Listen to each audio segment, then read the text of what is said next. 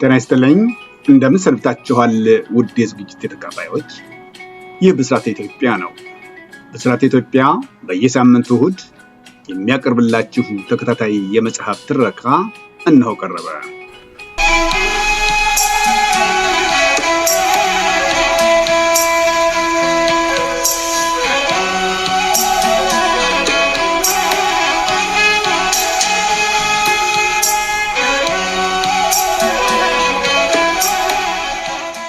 ባለፈው ሳምንት በነበረው ዝግጅታችን ጥልማሞት ምዕራፍ 4 ቁጥር 84ን ነበር የተመለከትነው።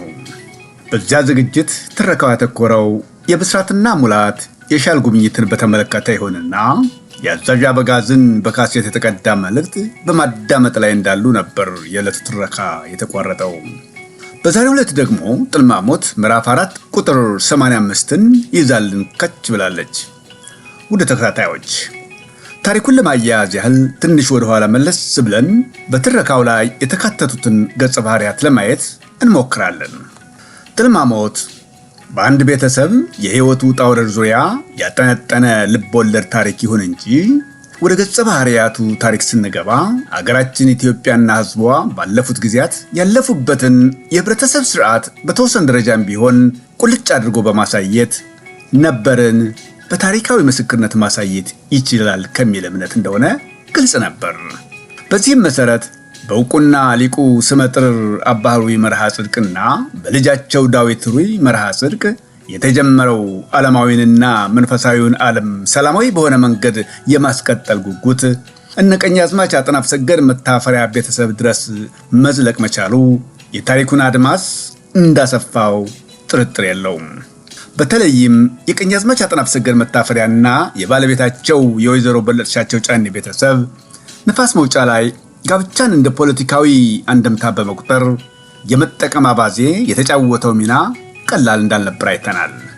ቀኛዝማች አጥናፍ ሰገድ መታፈሪያ የቤተሰቡ አባላት የነበሩትን የባለቤታቸውን የወይዘሮ በለጥሻቸው ጫኔ ታናናሽ እህቶች ንፋስ መውጫ ላይ ተመድበው ለመጡ ቁልፍ የመንግስት ባለስልጣኖች ለአብነት ያህል ዘርፈሻዋል ጫኔን የግምጃ ቤቱ ሹም ሆነው ተመደቡ ለመጡት አቶ ጋሻው ጥሩነህ ጀባ ሲሉ፣ የዘርፈሻዋል ጫኔን ተከታይ ማለትም የወርቁሃን ጫኔን ደግሞ በአንድ ወቅት በሽፍትነት ተሰማርተው በጭካኔያቸው ወደር የሌለው ግፍና ሰቆቃ የተነሳ በአካባቢው ህዝብ የጨለማው ንጉሥ በሚል መጠሪያ ለሚታወቁት በላቸው እርገጤ ቀኛዝማች ራሳቸው አማጭ ረማጭ ሆነው መዳራቸውና እንዲሁም የፖሊስ አዛዥ ሆነው ለተመደቡት ኮሎኔል ይገዙ ምንዳ ደግሞ ባለትዳር የነበሩ በመሆናቸው ልጃቸውን ብስራት አጥናፍ ሰገድን የኮሎኔል ይገዙ ሴት ልጅ ስርጉት ይገዙ በአጋጣሚ አንድ ክፍል ይማሩ ስለነበር ቀኛዝማች አጋጣሚውን በመጠቀም ሁለቱ ልጆች አብረው እንዲያጠኑ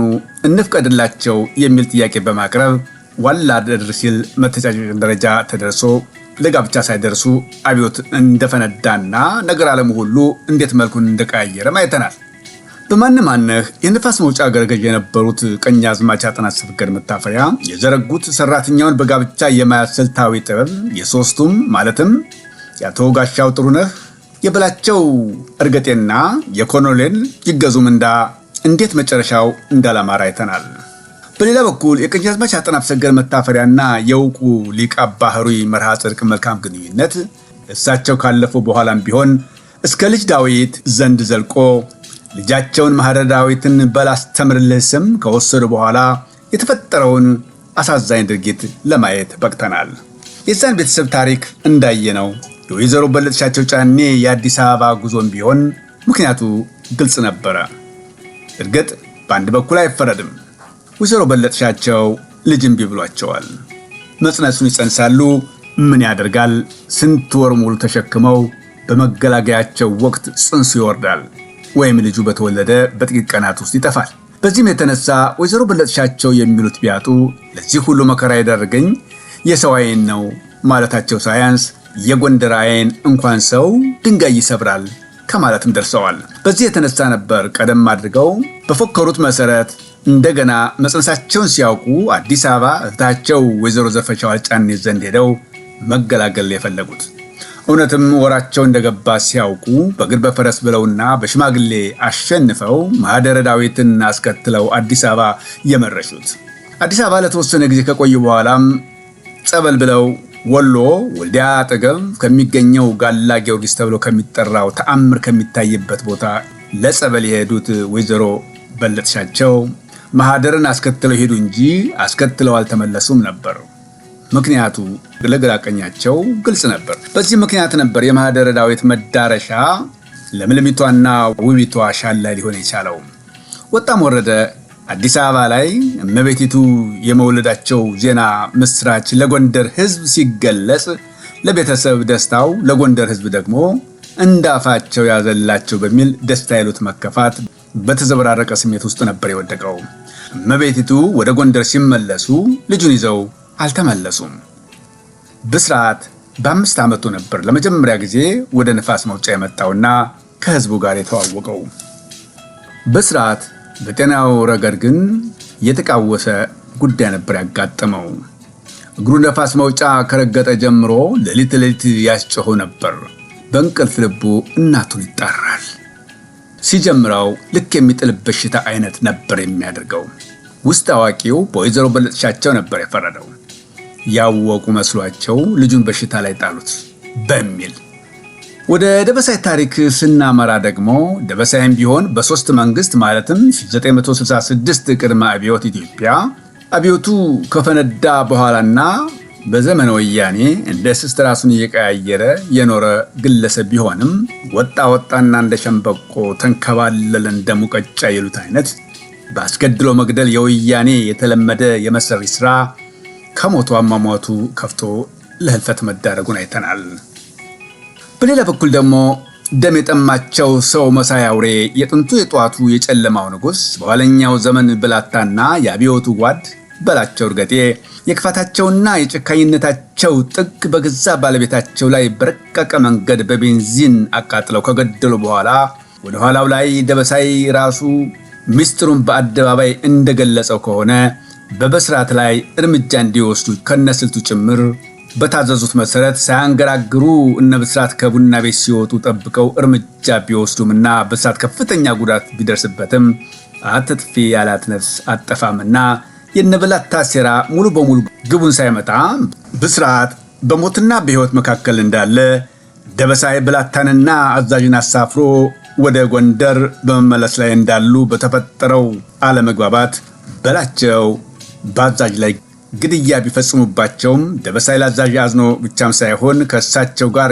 የሰራቸው ብዙ ሴራዎች ተንፈንፍነው ይቀሩ ዘንድ ጥሩ አጋጣሚ መሆኑን በማወቅ የማያዳግም እርምጃ እንዲወሰድባቸው መንግስት በወሰነው መሰረት ንፋስ መውጫ አደባባይ ላይ ሕዝብ በተሰበሰበበት በጥይት ተደብድበው እንዲሞቱ ተደርጓል። የነዘላለም ምልምል የባላገር ስልጡን ስርጉት ይገዙ ምንዳም የእጇን አግኝታ ተልከስክሳ መቅረት ብቻም ሳይሆን የገዛ ልጇን ሕይወት አጥፍታ የትም እንደጠፋች አይተናል። የሻለዋ ሙሽሪት የማሆይ ዳረጎት ማደሪያን ዳዊትና የልጅ ዳዊት እና የጎንደር ሕዝብ ማህደረ ዳዊት ተጀምሮ እስኪጨረስ የተፈጸመባት የግፍ ግፍ በአንድ በኩል፣ በሌላ በኩል ደግሞ የእግዚአብሔር ተአምር የታየበት ክስተት ነበር ማለት ይቻላል። ቀና ብላ ማየት ባትችልም ጠላቶቿ ሁሉ እግሯ ስር እንዴት እንደተረፈረፉ አይተናል። በሰፈሩት ቁና መሰፈር አይቀርምና ማህደረ ዳዊት ግንቦራ ወንዝ ማዶ የጅብ መጫወቻ እንደሆነችው ሁሉ የቀኛዝማች አጥናፍ ሰገድ ባለቤት ወይዘሮ በለጥሻቸው ጫኔም ቀን ጠብቆ እሳቸውም የልጆቻቸውን ሞት በአይናቸው አሳይቶ በመጨረሻ ዛፍ ላይ ተንጠልጥለው የጅብ መጫወቻ መሆናቸውና የልጅ ዳዊት ባለቤት ወይዘሮ ፈንታነሽም ቢሆን ማህደርን በገዛ አባቷ ቤት መቆሚያ መቀመጫ ሳታና ትኩር ጥምድ አድርጋ በመያዟ አማራ አባትየው ዳዊትም ሳይወዱ በግድ ለቀኛዝማች አጥናፍ ሰገድ መታፈሪያ አሳልፈው እንዲያስተምሩ የሰጡበት ዋናው ምክንያት ያ ብቻ ነበር ማለት ይቻላል። መጨረሻዋ ሳያምር ለሻል ብትዳረግም ባለቤቷን ቸኮለን ቅርጥፍ አድርጎ የበላ ግንቦራ ፈንታነሽም በተመሳሳይ ጉድ ማድረግ ብቻም ሳይሆን አስከሬናቸው ሳይቀር ጎን ለጎን እንዲያርፉ መሆኑ ሌላው እጹብ ድንቅ የሚያሰኝ የፈጣሪ ተአምር ነበር ማለት ይቻላል። ይህ በእንዲህ እንዳለ በዛሬው ዕለት ደግሞ ጥልማሞት ምዕራፍ 4 ቁጥር 85ን ይዛልን ከተፍ ብላለች። በዚህ ዝግጅት ጥልማሞት ከየት ተነስታ የት እንደደረሰች የምናይበት፣ ታሪኩን አጣፍጠን የምናጣጥምበት ትረካ ይሆናል የሚል እምነት አለኝ። ትረካው ይቀጥላል። አዎ በዚህ ዝግጅት ተካፋይ ብትሆኑ ዕውቀት ትቀስሙበታላችሁ፣ ትዝናኑበታላችሁ፣ ታተርፉበታላችሁም የሚል ጽኑ እምነት አለኝ። ከእናንተ አልፎ ተርፎም ትርፉን ለወገኖቻችሁ ብታጋሩ ትርፋማ ያደርጋችኋልና ተጠቀሙበት። እግረ መንገዳችሁንም ውዴታችሁን ብታሳዩኝ፣ አስተያየታችሁንም ብትለግሱኝ ደስታውን አልችለውም። በዘመኑ ቋንቋ ኮሜንት፣ ላይክ እና ሼር እንደማለት ነው። ብስራት ኢትዮጵያ ለሀገራችን ለወገናችንና ለመላው ዓለም ሰላምን ትመኛለች። የመጽሐፉ ርዕስ ጥልማሞት፣ ደራሲ ኪዳነ ማርያም ደሴ፣ ተራኪ ኪዳነ ማርያም ደሴ፣ አዘጋጅና አቅራቢ ኪዳነ ማርያም ደሴ። ትረካው ይቀጥላል።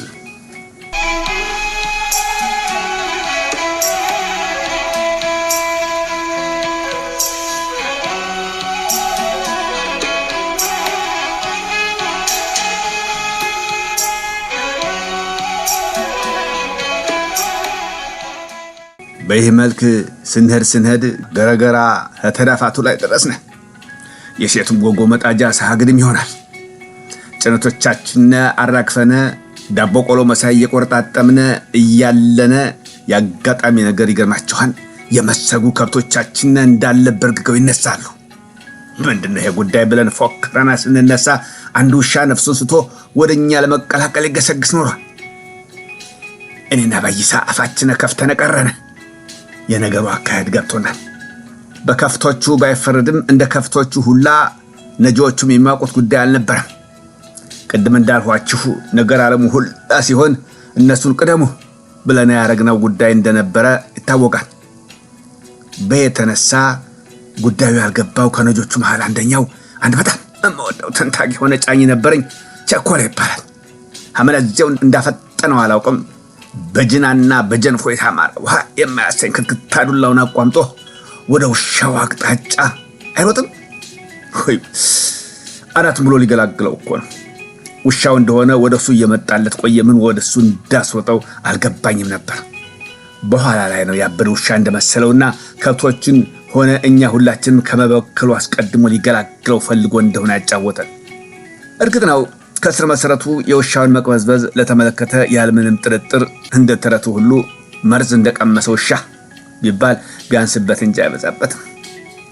ይህ ግን ደም ያሰከረ ውሻ ነበር ማለት ይቻላል። መቼም የልጁን ጠረን እያነፈነፈ እንደደረሰብን ጥርጥር የለውም። እኛንም አይታውቁን አዳላችሁ ገና ስሙን ጠርቼ ቸኮለ ንሳ ደራህን እንዳትጎዳው የኛው ሰው ነው እለዋለሁ። ለምን ሰው እንዳልኩት አላውቅም። ወዲህ ባይሳ ሳይቀር እያነሳ መቀለጃ እንዳረገኝ አውቃለሁ። በመሃል አዲስ ታምር ተፈጠረ። እንቅልፍ ሸለብ አድርጎት የነበረ ልጅ ባኖህ መነሳቱ ህምኔው እንዳፈጠነው እዚያ ሊወቅ የጠራሁትን ሰው አቅጣጫ ይዞ አባባ ወይ አባባ ወይ አባባ ወይ እያለ ፍትለክ አይልም። ጉልበቱ የት እንዳመጣው አይታወቅም። በረረ። የሱ ሲገርመን ውሻውም ቸኮለ እንደዚህ ታርጎ አታሎት እንዳለፈ አይታወቅም። ከልጁ ግር መሃል መጥቶ ሽጎጥ አይልም። የልጁን ሰራ አካላት የሰው ጀመር ይሰራውን አሳጥቶታል። እኔና ባይሳ ቁመን ትሪያቲር እና ይገባ። ቸኮለ ተናዶ ተከታትሎ ሲመጣ አገራማን ሆኖ ማግኘቱና ማየቱ ብቻም ሳይሆን ከኛም የውሻው ድርጊት አስገርሞት ግራ በመጋባት ፈዞ ይመለከት ጀመረ። ዝርዝሩ ሳንገባ ተዋውለን ማዳ ነው በማለት አረጋግተነ መለስ ነው። እንደዚህ መንገዱን አውቆት እንደበጣና እንደደረስብን ታምር ነው ሆነብን። እውነትም የሰው የማሳደግ የውሻ ላይ ማሳደግ አለ። ባይሳ ቢጨንቀው ተለዋልና ስልቻውን ፈቶ አንድ ደህና ጥብኛ ጣለለት። አበላሉ ራሱ ያሳዝናል። እህል የሚባል ነገር አይቶ የሚያውቅ አይመስልም። ቢርቦ አይፈረድበትም። አንድ ሁለት ጊዜ ሰፍ ብሎ ካፉ እንዳደረገ አጥንት የሚወጥ ጉሮሮ በህል ግባት ትግባ እየተናነቀው ከራሱ ጋር ይታገል ጀመር። የዛ ውሻ ታሪክ እንዲህ በቀላሉ ተወርቶ የሚያልቅ አይሆንም። መቼም ልጁ አጠገብ መለየት ሞቱ ነው። አይቶ የሚጠግባ አይመስልም። አይኑን ከደን ናርጎ ምናልባት ትንሽ ከቆየ በርግጎ ተነሳ። አስቀድሞ የሚያረጋግጠው የልጁ አጠገቡ መኖር አለመኖር ነው። ምን አይነት ትስስር እንደሆነ ያነዚህ ብቻ ሳይሆን ከዚያ ወዲህም ያየነው ጉዳይ ነው። ተወርቶ አያልቅም። ልጁ ሲተኛ ይተኛን፣ ሲቀመጥ ይቀመጣን፣ እዳሪ ሲወጣ እንኳ አጠገቡ አይለየውም። እኛም ፍቅራቸውን አይተነ ዘመድኩን ብለን ለውሻው ስም አውጥተንለታል። መቼም ሲፈጥረው ንቁ ነው። እየቆየ ሲሄድ እሱም የለመደው ይመስላል። በስሙ ስንጠራው ቶሎ ጆሮን ያቆማል። ልጁን ግና እባቡ ብለነዋል። ዛሬ ያላችሁ ባይሳ መቼም ያውቅበታል። ትዕግስቱን ቢሆን ያኑ ያህል ነው። ምርማሪ ያዘና የህጣኑን ልጅ ውቶታ ፈልፍሎ ደረሰበት። ምን ይሆንላችኋል? ለካ ቸኮለ ብዬ ስጣራ ይሄ ላይ አባቱን የጠራው መስሎት ቆይቷል። ክፋቱ ደግሞ ከኋላው ስለቆየ የሚያየው አልሆነም። ለምን ዛሬ የአባቱን ስም አስቀድመን ስንጠይቀው እንዳልነገረነ ባይሳ ሲጠይቀው የሰጠነ ምላሽ ትዝ ይለኛል። እኔንም አይደለ የጠየቃችሁ? እኔ አባባዎ አይ ነው የምለው። ሰው ደግሞ ሸኮለ አቆየ የሚሉት ያ የነሱ ስም ነው አይለንም? በይው መልክ የእናቱ ስም ልናጣራ ሞክረን አልተግባባንም። በተለይ ባይሳ ጎንደር ተገባን ድረስ በዓለም ላይ ያለ የሴት ልጅ ስም አንድም አልቀረውም። አልተሳካለትም። ምናልባት እንደሆነ ወይ አጋጣሚውን መጠበቅ ካልሆነ በቀር ብለን ተስፋ ቆርጠን ተው ነው። ባይሳ መልሶ ይህንስ ማን አየበት? ተመስገን ነው የሚባለው በማለት አንዱን ጭነት አስቀድሞ ከዝሃ መጠረዣ ክርታስ ብጫቂ ቀዶ ሐኪሱ ኮቢ መሳይ ለየው። መቼም እሱን አውጥቶ መዳፉ ላይ ምራቁን እንተፍ በማለት ጫፉን ካራሰው በኋላ ጎላ ጎላ አድርጎ በትልልቁ ቸኮለ በማለት ጣፈና በልንካ ለራቦር መጣፍ ባያልበቃም ስም ከናባት መያዝ የሚያቅተኛ ይምሰልህ በማለት እያፌዘ ጉራጯን ሰጠኝ። እነሆ ትላችሁ ከቃዎቹ ዘንዳ አብራ ስንት ዘመን ሙሉ ስትንከራተት ኖራለች። የሚያስፈልግ ቀን መምጣቱ አይቀርም። ያነዚህ ተጠቅማለች ብዬ አስቀምጫት ቆየ። እውነትም እዚህ አይቀርበት ያነዚህ እኔ እጅ ገባይ። እነሆ በፈንታችሁ ደግሞ ቀንስት ይወጣላት እናንተው ዘንዳ ትቀመጥ። ንሳሙላቴ ከደህና ቦታ አኑራት አደረህን። ዛሬ ያላችሁ ያሊ የኛው ቸኮለይ የሱ ቸኮላ ለመሆን ሲያይ እንደ ዋቂ አይሰራው መሰላችሁ። በቆመበት አጥወረወለው። በርከክ እንደማለት አስተኛልና ትፊያት በትፊያት ሆኖት ያርፋል። ውሃ ባናቱ በደረቱ ቸለስንበትና አባብሰንም አባብለንም ሐስር ድብዳብ መሳይ አንጣጥፈነ ሀላይ ደህና ደጎስ ያለ ጎስ የመሳይ ደራርምለት ተኛ።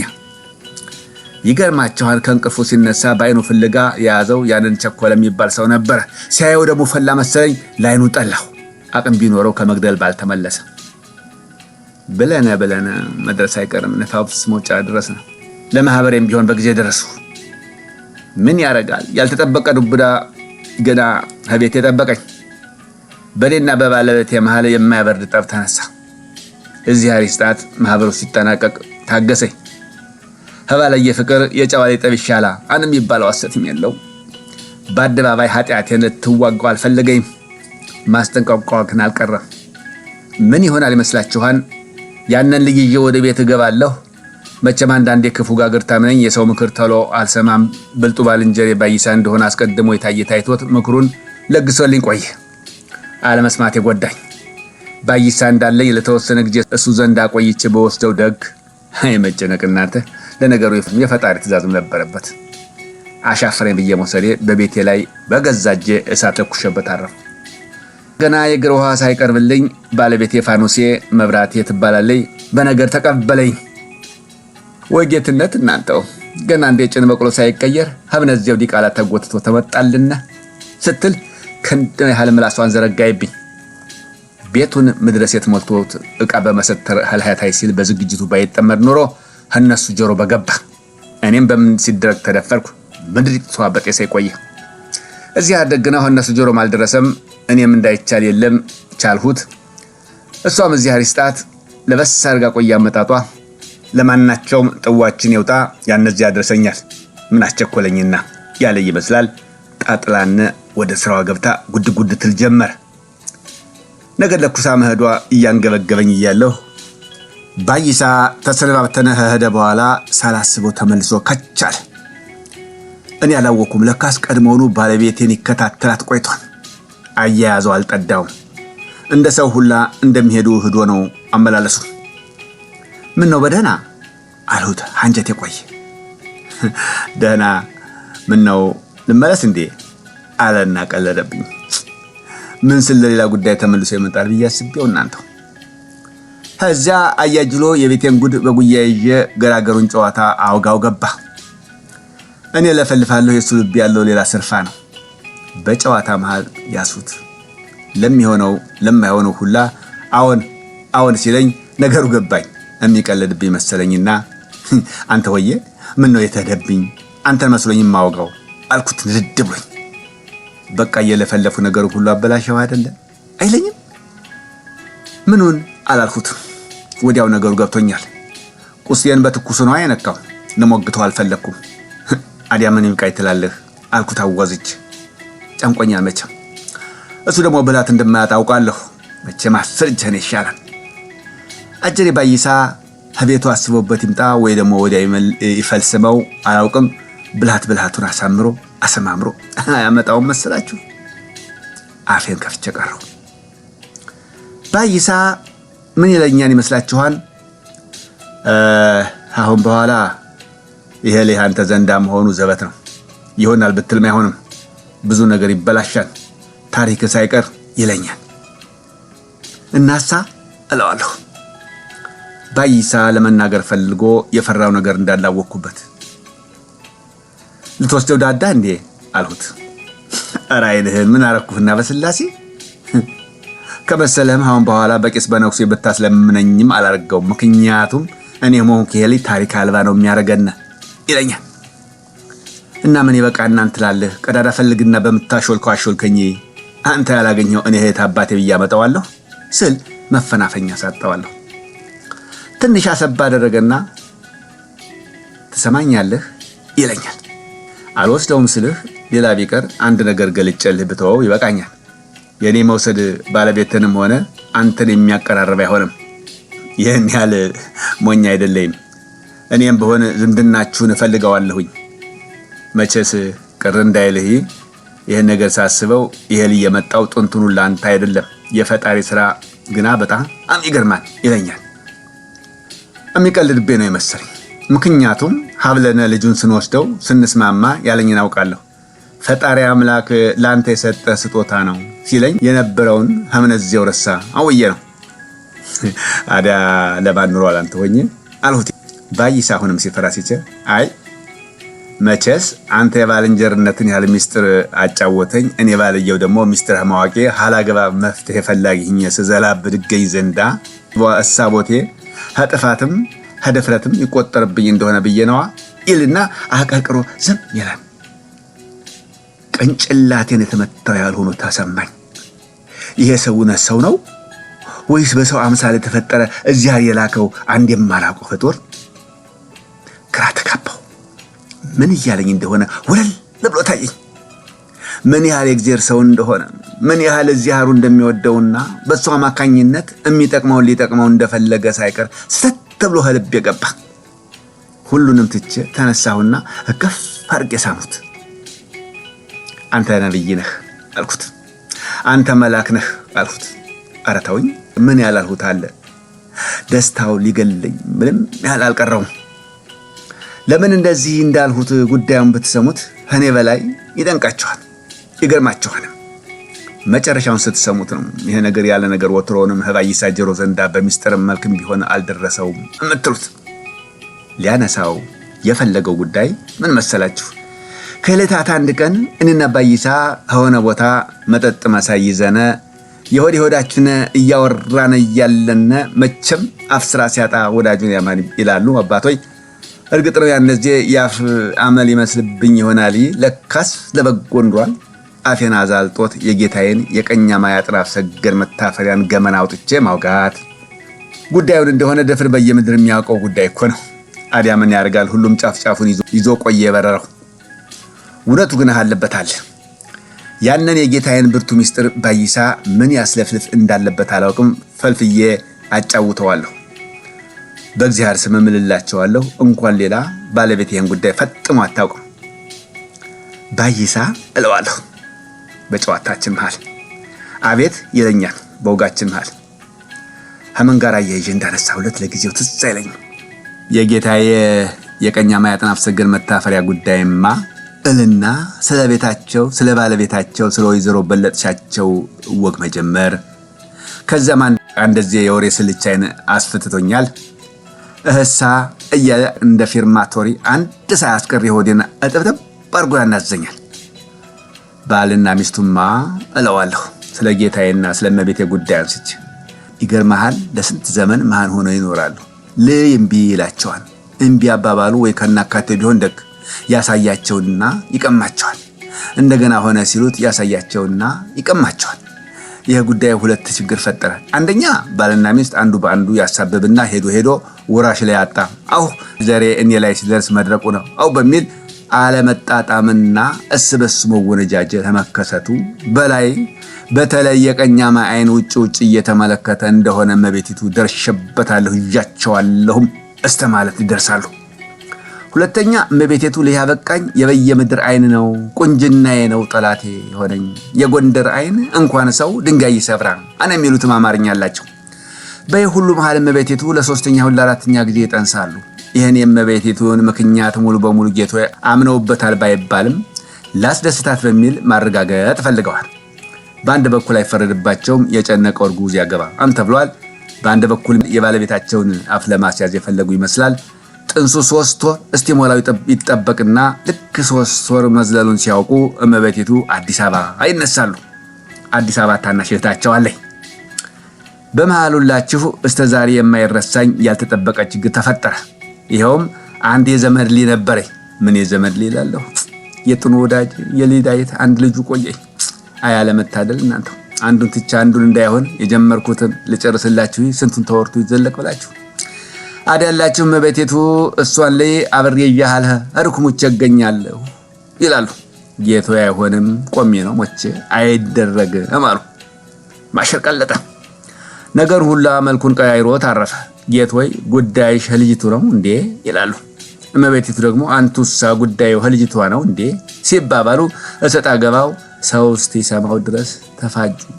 መቼስ በጣም ቅርብ ነኝ ለነሱ ብያቸዋለሁ። እኔን የመሳሰሉ ሰው በመሃል ገባና አንዱም የልጅቷ አባት ሊዳይት ቆየ። ጉዳዩ ሾላ በደፍን ሆኖበት ግራ ተጋብቷል።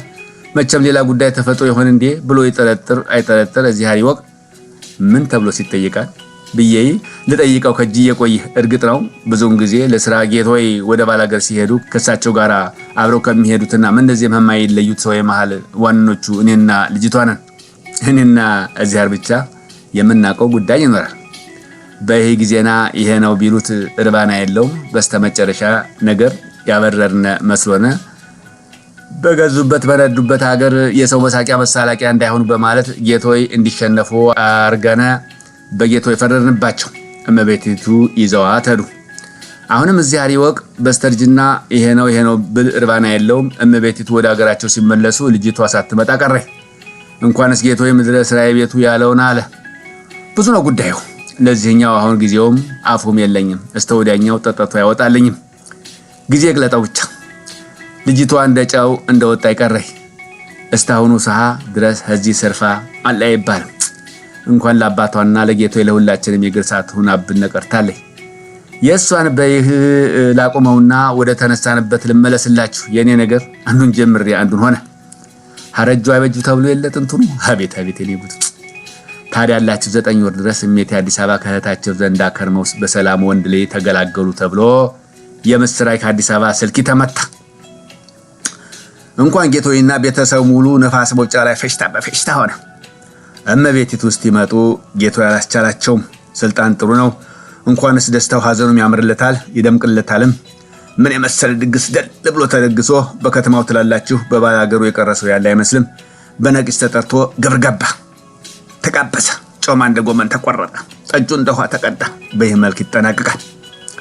አንዳንድ ሰው ቀደም ሲል እንደ ጌታዬ ቀኛማይ አሉ የተባለው ወሬ ሰምቶ ስለነበር በተለይ ትላልቁ ሰው ቂም ይዞ ቆየ። የእመቤቲቱን በሰላም መገላገል ሲሰማ አብዛኛው ሰው ቀይምታውን አነሳ። ለካስ እውነታቸውን ኖሮ አናለ። ትንሽ ትልቁ ጉድ አለ። የሁሉም ችኮላ እመቤቲቱ መተው በነዚህ እንኳን ደስ አለው ለማለት ነው። ውሸት ምን ያደርጋል? አንዱም እኔ ቆየሁ። እስታያው ጌታዬ አላስቻላቸውም። ቀን በቀን የፖሊስ ራዲዮ ነው። ዛሬም እንዴት ናችሁ ነው፣ ነገም እንዴት ናችሁ ነው፣ መቼ ልትመጡ አሰባችሁ ነው። መከራቸውን ያሉ ይህ በሆነ 2 ወር ከ15 ቀን ግድም ይመስለኛል ጌታዬ መላእክት ከአዲስ አበባ ደርሷቸው ቆይቶ እፈልግሃለሁና በአስቸኳይና ሲሉ አሽከር ይሰዱብኛል። ስበር እሄዳለሁ። ሳያቸው ፊታቸው ተለዋውጧል። እማውቋቸው ቆኛማ ያልመስላል። ደነገጥኩ። ምን ተፈጠረ ለማለትም አልቻልኩም። ግራ ተጋባሁ። ሁኔታዬ ገብቷቸዋን ይመስለኛል። ብዙ ያስጨነቁኝ አልፈለጉም። ሊነግሩኝ የፈለጉትን ጉዳይ ከመግለጣቸው በፊት ከባድ ማስጠንቀቂያ ሰጡኝ። ስለምነግርህ ጉዳይ ምንም አይነት ድንጋጤ መልክ እንዳታሳይ፣ ማወቅ ስላለብህና ካንተና ከፈጣሪ እምደብቀው ነገር ስለማይኖር ነው ሲሉኝ ጭራሽ ባሰብኝና ተርበተበቱ። የሆነውን ነገሩኝ በወፍ ቋንቋ አድርገው። ገባኝ። የተወለደው ሕፃን አርፎ ኖሯል። ቀልቤ ተገፈፈ። አባቱ መቼም አይተው ነው የሚተርቱት። እየየም ሲደላ ነው የሚባለው መቼ እንደሆነ ገባኝ። ምን እናርግ? ሁላችንም አልቅሰን የማያወጣልን ጉዳይ ሆነ። የውሽማ ሞት የሚባለውንም ይመስላል። አንጀታችን እያረረ ለጥቂት ጊዜ ዝም አለ። ምን ይበጀናል? እስቲ መላምት አዛዥ ተባልኩ። እዚህ አረዳይ ማለት ይቻላል። መላ አገኘሁ። መላው ምንድነው? እመቤቱ እንዲመጡ፣ ሲመጡም ልጁ ቢያንስ 90 ቀን እስቲ ሆነው ተጠብቆ እንዲሆን፣ እዚያ የስይት ልጅ ስለሆነ ይህን የመሰለ ልጅ የሌሎቹ ድል ይድረሰው ብዬ በየምድር ላይ አስይዤ አልክም። ካስፈልገም ትንሽ ከፍ ሲል እናት አባቱን ማን ይከለክለዋል? ያኔ ተወስዱታላችሁ ብላ እህትየዋ ቀምታ አስቀረኝ ተብሎ ከቤተሰብ ጀምሮ እስተ ሌላው ህዝብ ይሄን ይነገረዋል። ጉዳዩ እንደሆነ እውነትነቱን ህዝቡ ተቀብሎታል እና የሚያስጠረጥር ጉዳይ አይኖርም ስላቸው ምንም አላንገራገሩም። ወደር የሌለው ዘዴ ነው ብለን ተስማማነ። እሜቴ ተመልሰው ሲመጡ እንኳን ደስ አለው የሚለው ሰው ቤት ደጁን አጠቀለቀው። እርግጥ ነው ሶስቱን ነነ ሰውን ሁላ አሞኘ ነው። ጌታዬ ቀኛማይ ግና ሁለዚህ እንደከነከናቸው ይኖራል። ምክንያቱም ይሄ ሁላ ውሸት ለምን ባይናቸው እስከ መቼ የሚለውም ጨንቋቸዋል።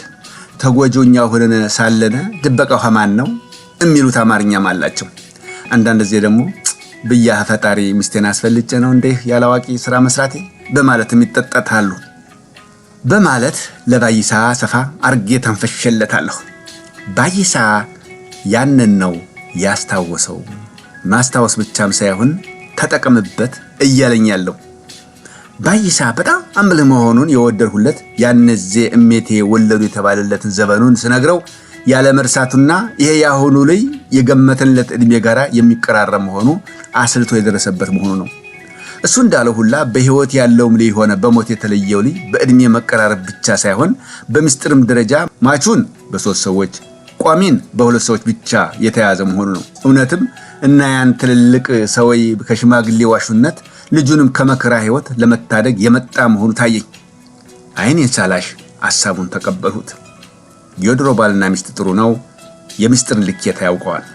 ትርጉሙም ቢሆን በደንብ ይገባል። ማመን ካለ ማመን የተነሳም አይደለም። የሚነገር ይነገረዋል፣ የማይነገር አይነገረውም። ሚስጥር የባቄላው ፍጩ አይደለም የሚሉት አባቶች ወደው አይደለም። ሁሉም ያምንበታል። ለክፋት ሳይሆን ለበጎ ነው። ባልና ሚስት ባነስ ባደገ ያገኘው ወሬ ሁሉ ሚስት ለባሏ ባል ለሚስቷ አንጠልጥለው አይሄዱ። እንደ ዘመኑ ባል በሆን ኖሮ ያነዚህ የጠበቅኩት የጌታዬ ሚስጥር ለአሁኑ ለባል ጠቀመኝ ነበር። ዛሬ ያላችሁ ባለቤትን ወይዘሮ ፋንሱ መብራቴን ጠርቼ ከባይሳ ነጠርኋትና ወደ መኝታ ቤታችን አስገባኋትና ዋሸኋት። በይ እኔ እንደሰማሁሽ ሌላ ሰው እንዳይሰማሽ። ለማናቸውም እንኳንም አየንልሽ። ሲሚወጣ ቤት ይከተል ጎረቤት የተባለው ሐሰትም የለው። ተለበይና ይሄንን ያመጣሁትን ሊገላውን ሙልጭ አርግሽ ጠቢልኝ አደራሽን። መንገድ ያንገላታው እንዳይመስልብኝ። ጌታዬ ወልዲያ መድረስህ አልቀረ እግረ መንገድን አዲስ አበባ ውጣና ልጃችንና ይዘህ አንተ ባይተቢስ ጎንደር ዝለቅ። ወረትን ባይሳ ይዞልህ በእግር እንዲመጣ አስፈለገ እኛም አድራ እንለዋለን ባሉኝ መሰረት እንደምታየው ልጁን ማምጣት አምጥቼዋለሁ። ግና እንዳሉኝ አላረኩም። ክረምት በመሆኑ ንብረቴ አሳስቶኝ ቃላቸውን አጥፌያለሁ። እንደ ዕቃ አህያ ላይ ጭኜ መንዳቴ ዝናብ ሳስቀጠቅጠው ወንዝ ሲያንገላታው ሰልብቶ እንደምታየው አይሆኑ ሆኖ ነው የደረሰው። ለጊዜው የደበቅኩትም ለይኸው ብዬ ነው። ነገ አውቶቢስ መግባቱን አይቼ ሁለታችንም ልብሳችን ቀያየረነ መንገድ ያልመታነ መስለነ ተሽቀርቅረነ ነው ብቅ ማለት ያለብን። እውነቱን ብነግራቸው እስተወዳኛው ሰው ያረጉኝ ቢሉኝም አይፈረድባቸውም። አንድ ልጃቸውን መሆኑን ታውቂያለሽ። ሌላው ይቅርና ለማይረባ ሸቀጥ የጌታዬን መክዳቴ መንገድ ከገባው በኋላ ሆኖብኝ እንዳንገበገበኝ ነው የደረሱት። እዚያር ተውሮኛ እኔ እንደ መንገዱ አከፋፍ ክፉ አለ በጎ አለ አልኋት የተጠጠጥኩ። ባለቤቴ ህማመንም አልፎ አገላብጣ ተስሞ ጀመር። ህመሳም አልፋ የሰራ አካላቱን በቁጡ እየጠራኝ እንትኑ ቁርጥ አባቱን እንትኑማ ቁጭ ጌቶዬን ነው ስትለኝ አድረኝ። በማግስቱ ሌሊት ቀደም ብዬ በመነሳት ጌቶዬን በተስኪያን አገኘኋቸው። አንድ በአንድ አጫወትኳቸው። ባይሳ እኔን አስደሰተኝ በላይ የሳቸው በልጦ ተገኘ። አይናቸውን ባቀረረ አዛዥ አበጋዝ የዚያ ደግ ሰው ልጅ ዛሬ ገና ወለድከኝ፣ ዛሬ ገና አጥበህ ቀበርከኝ፣ ሌላ ምን ልበለኝ? ዘር ይውጣልህ። ያልመረቁኝ ምርቃት አልነበረም። የአውቶቢስ ጠብቄ ያለባበስኩትን ልጅ ይዤላቸው በቃ አልኩ። እናትየዋ ደስታው ጌቶዬ ገዶ ኖሯል። እስቲያዩት ቸኩለዋል። ሲያዩት አበባ የመሰለልኝ ነው። እልልታቸውን አቀለጡት። ግቢው ድብልቅልቅ ወጣ። አገር ጉድ አለ። ምን ይወራል? ልጁ ራሱ የሚገርም ነገር ሀባይድ ቤት የሚገባም አይመስልም። ጌቶዬን ሲያይ ከጉልበታቸው ስር ሄዶ ልክክ አለ። የዚያር ነገር መልኩም የሚያሳጣ አይደለም። መቼም እንደዚህ እዚያር እደግ ብሎታል። ኧረ ወዲያ ተወኝ ባካችሁ። ለጌቶዬ ስለ ልጁ ስነግራቸው የውሻም ጉዳይ አንስቼ እንደማይነጣጠሉ አስረድቻቸው ስለነበር አብረው እንደሚወስዱት ቃል ገብተውልኝ ስለነበር ደስ ብሎኛል። እውነትም ከዛ በኋላ 10 ይሁን 12 ዓመት ያህል ከልጁ ሳይለይ አብሮት እንደ ጓደኛ ሆኖ ኖሮ አርጅቶ በሞቱ ትዝ ይለኛል። የሚገርመው ያለ ከፈጣሪም ሆነ ከመላከ ቅዱስ ገብርኤል በገባው ቃል መሰረት የብስራተ ገብርኤል ነውና ያወጣሁለትን ስም እነ ጌቶዬ ያጥድቀውለት ብስራት አጥናፍ ሰገድ ተባለና ያፖ ንግግሩን አልጨረሰም። ልጅ ዳዊት ራሳቸውን ስተው ወደቁ። ሻለ ሌላው ታደብልቅልቅ አለ። ያልተጠበቀ ተአምር ተከሰተ። ከስንት ዓመት በኋላ ባልተጠበቀ ሁኔታ ሚስጥሩ ፈነዳ። የልጅ ዳዊት ህልም መሬት ጠባላለም። አዛዥ አበጋዝ እንዳይላሉ ከዋርካ ትልቅ ልጅን ያህል ዋርካ መተው እነሆ ግቢያቸው እጃቸው ውስጥ አስገቡላቸውና ተከሉላቸው። ሰሞን እንጂ ወርቁን የፈታው አልነበረም። ሰው ካሰበው እግዚአብሔር ያሰበው ይበልጣል። የአባህሩ የመርሃ ጽድቅ ራእይም ቢሆን ልጃቸው ልጅ ዳዊት እንደፈሩት አልነበረም የሆነው። ቢያንስ ዘራቸው አልደረቀም። የነገን ማን ያውቃል? ቀኛዝማች አጥናፍ ሰገድንም ሆነ ልጅ ዳዊትን የወልዳድ መካን አላደረጋቸውም። ልጅ ዳዊትስ ተአምሩን አዩት። ቀኛዝማች በህይወት ቢኖር ኖሮ ይህን ተአምር እንዴት ይዙ እንደነበር የሚታወቅ ነገር የለም። ምን ቀኛዝማች ብቻ ወይዘሮ በለቻቸው ጭምር እንጂ እነ ወይዘሮ ፈንታዬስ ቢሆኑ አረ ምን ገሌ ከገሌ ያሰኛል። ሁሉስ ቢሆን በስተመጨረሻ ብስራት የቀኛዝማች አጥናፍ ሰገድ መታፈሪያ የማስመሰያ ሳይሆን እውነተኛ ልጅና የልጅ ዳዊት የልጅ ልጅ ሆኖ ተገኘ። እንቆቅለሹ ለብስራትና ለሙላትም ጭምር ነበረ። እስመ አልቦ ነገር ዘይሰአኖ ለእግዚአብሔር እንዲል መጽሐፉ። ከዛ በኋላ ያለውማ ምን ይወራል? ተፈጸመ። ውድ ተከታታዮች ጥልማሞትን በ4 ምዕራፍና በ85 መርሃ ግብሮች በመከፋፈል ዝግጅቱን እንደ ደራሲም እንደ አዘጋጅምና እንደ ተራኪም ሆኜ በየሳምንቱ እሁድ ሳቀርብላችሁ ቆይቼ እነሆ በልዑል እግዚአብሔር መልካም ፈቃድ በጥሩ መንፈስ እንዳስጀመረን በጥሩ መንፈስ አዝልቆን ታሪኩን በዛሬው ፕሮግራም ልንደመድመው በቅተናል። ውድ የአገሬ ልጆች እንደመታደልም በሉት እንዳለመታደል መቼም ከሁለቱ አንዱ አይዘልም። በስነ ጽሑፍ ላይ ያለን አትኩሮት በተወሰነ ደረጃም ቢሆን ከዕለት ወደ ዕለት እየቀዘቀዘና እየተገደበ በመሄዱ ሳይሆን አይቀርም። ዝግጅቴ ተደራሽነቱ የተጠበቀውን ያህል ወገኖች ዘንድ መድረስ ያለመቻሉ ቢያሳስበኝም ከቶ ለምን ይሆን ብዬ መጠየቁ አስፈላጊነቱ አልታየኝም። በአንድ ነገር ላይ ግን እርግጠኛ ነኝ። አንድ ቀን ጥልማሞትን ከወደቀችበት አንስቶ ለንባብ የሚያበቃት ወቅት ያጋጥማት ይሆናል የሚል ጽኑ እምነት አለኝ። ወገኖቼ የኔን በድርሰቱ ዓለም ተሳትፈው ካየን ጥንቱን አነሳሴ አባቶች ያለውን የወረወረ ፍሬ አይባልም እንዲሉ ሁሉ እኔም ጻፈኝ ብሎ ከሚወተውተኝ ብዕሬን ላንሳና የሚተች ይተቸኝ ብዬ ነውና ይጣምም ይምረርም የተወጣሁትን ተወጥቼዋለሁ። አረረም መረረም ሰርግን ተወጥቼዋለሁ አይነት ጥልማሞትም ያለችውን ብላ እፎይ ብላለችና እርካታዬ እንዲህ እንዳይመስላችሁ። ውድ ተከታታዮች የዛሬዋ ቀን ከስንት ዓመት በኋላ አንድ ነገር አስታወሰችኝ። በ1960ዎቹ እሁድ በብሔራዊ ንግድ ባንክ ይቀርብ በነበረው የሥነ ጽሑፍ የሬዲዮ ፕሮግራም ስሳተፍባቸው ከነበሩት ጽሑፎቼ መሃል በተለይ እነማን ነበሩ የምትለዋ ግጥሜ ከውቁ የሥነ ጽሑፍ ሰው ከነመርሴ ሐዘን አበበ እስከ ማዕዜኑ ጎን ሆና መቅረቧ ከሕዝብ ጋር በቅርብ ማስተዋወቅ ብቻም ሳይሆን ምን ያህል ገንቢ የሆነ አስተያየት ይጎርፍልኝ እንደነበር የምዘነጋው አይደለም። ዳሩ ምን ያደርጋል፣ በወቅቱ የገነነው አብዮት በሀገሪቱ የገነገነውን የጽሑፍ ደርዝ ሲያጠፋ አብረን ጠፋን መሰል ከስንት ዓመት በኋላ በጓዳ ብቻ ሱሴን እወጣበት የነበረው ጽሑፌን አደባባይ ባወጣውስ በሚል የሥነ ጽሑፍ ያረጀ ያፈጀ ጥማቴን አቧራ አራግፌ ብቅ ማለቴን ራሴም ቢሆን ወድጀዋለሁ። ትናንት ወዲያ ወገኔ ከላይብረሪ አልፎ ተርፎ በየመኪናው፣ በየአውቶቡሱ፣ በየባቡሩ፣ በየአውሮፕላኑ፣ በየመዝናኛውና አረስንቱ ከጋዜጣ፣ ከመጽሔት፣ ከመጽሐፍና ከመሳሰሉት ጋር ፍቅር ይዞት ሐኪሜን ቀለኝ በሚል ሙጥኝ ብሎ በማንበብ የእውቀት አድማሱን ያሰፋ የነበረ ሕዝብ ዛሬ ላይ የፌዝና የቧልት ማራገፊያነቱን በጸጋ ተቀብሎ እንዳይን እየጠፋ ሲሄድ ደራሲውም ተደራሲውም ደምድሞ የተማማለ ይመስል ማንበብም ሆነ ማስነበብ የኋላ ቀርነት ምልክት እስኪመስል ድረስ እንዲህ ሁሉ የጠፋ ማክስ እንሆን። ሌላው ቢቀር ትውልድን የመቅረጽ ኃላፊነትና ግዴታ ያለበት ክፍል ለመፍትሄ መነሳት ያለመቻል ለውድቀታችን አንደኛውና ዋነኛው ምክንያት እንደሆነ ጥርጥር የለውም። ወገኖቼ ወግ ቢበዛ በአህያ አይጫንም ተብሏልና እድሜ ለጥልማሞት በእስከዛሬ ቆይታችን ስለነበረን ጊዜ ልባዊ ምስጋናዬን እያቀረብኩ እግዚአብሔር ካለ በቅርቡ በሌላ የራሴው መጽሐፍ እንደምንገናኝ ተስፋ በማድረግ ቃል እየገባሁ ልዑል እግዚአብሔር ይዛው ሰው ይለን ዘንድ ከመልካም ምኞት ጋር እሰናበታችኋለሁ። አመሰግናለሁ። ደራሲ ተራኪ አዘጋጅና አቅራቢ ኪዳነ ማርያም ደሴ